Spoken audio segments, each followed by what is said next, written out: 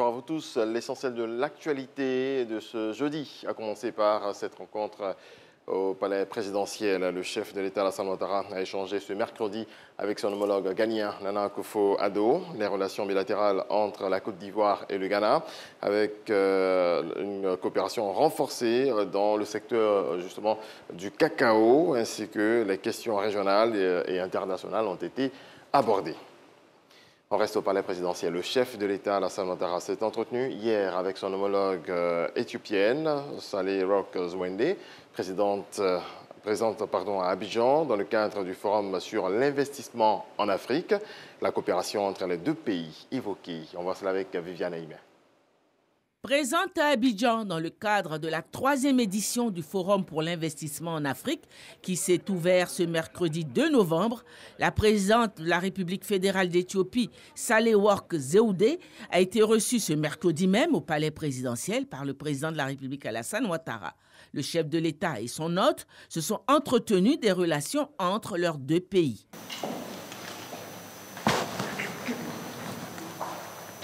Mesdames, Messieurs, voilà, nous avons le grand honneur de recevoir Madame la Présidente de la République fédérale d'Éthiopie, qui est une amie de notre pays et une amie de la sous-région, qui connaît bien notre sous-région, parce que quand elle était ambassadeur au Sénégal, moi j'étais gouverneur.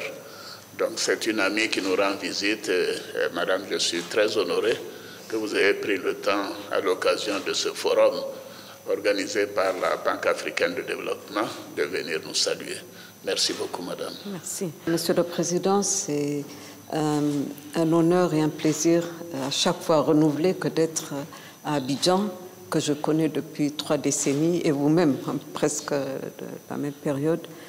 Je suis venue dans le cadre du forum pour les investissements organisés par l'ABAD, pour porter le message que l'Afrique est prête à attirer des investisseurs d'une façon générale, et l'Éthiopie aussi en particulier, parce que même au milieu de nombreux défis, il y a toujours des opportunités.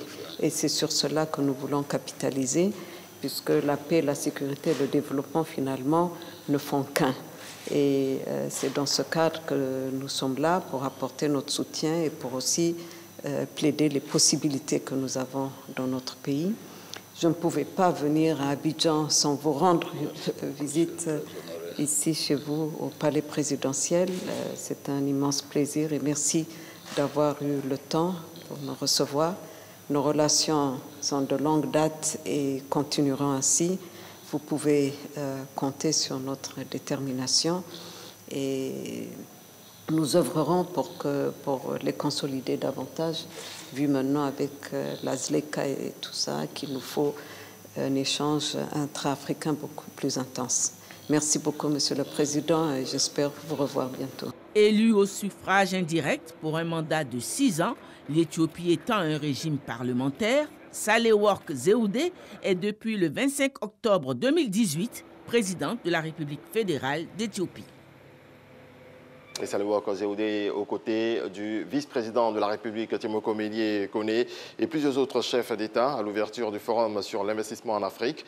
L'édition 2022 a ouvert ses portes à Abidjan en présence notamment des présidents de la République du Ghana, Nana Akufo-Addo, et du Zimbabwe, Emmerson Mnangagwa.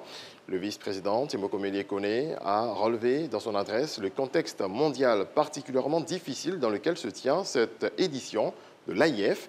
Lancée pour la première fois en 2018, l'AIF, premier marché d'investissement en Afrique, a réussi à attirer des intérêts d'investissement pour 52 transactions d'une valeur de 40,1 milliards de dollars, soit plus de 26 000 milliards de francs CFA, provenant de 25 pays. L'édition d'Abidjan s'achève le 4 novembre prochain.